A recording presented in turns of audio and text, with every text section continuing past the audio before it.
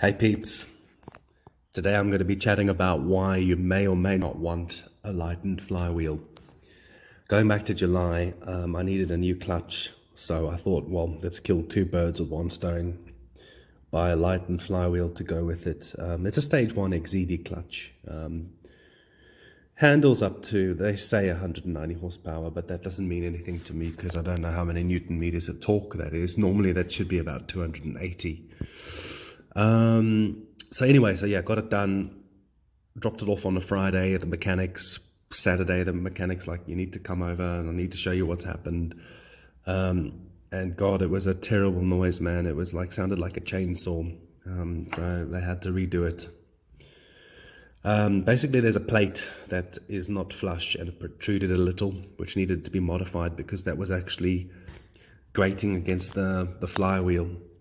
Long story short, it cost double. I had to pay for I had to pay for twice the labor. It was terrible. It was a very expensive exercise.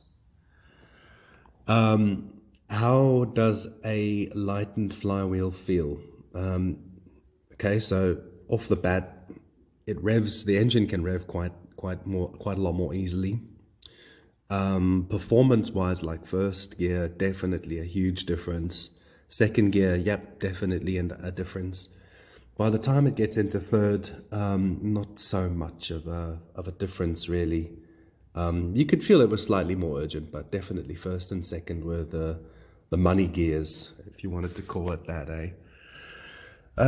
People may tell you, what about uphills? What about is this flywheel size for your engine? Didn't notice a thing. It actually just felt like a little bit easier to get up the hill because of less rotational inertia. And why you would want to be climbing a hill in sort of fifth gear in a 1.3 Corolla is beyond me. There's really no torque on the motor, so normally, like you'd be switching between fifth and fourth anyway. At least I do, especially on like the higher hills. I need that. I need to use fourth just to put some power down onto the road, just due to the lack of torque. Anyway, guys, thanks for listening. I'm gonna share shortly with you that clip of how the engine sounded once we got that clutch installed and flywheel.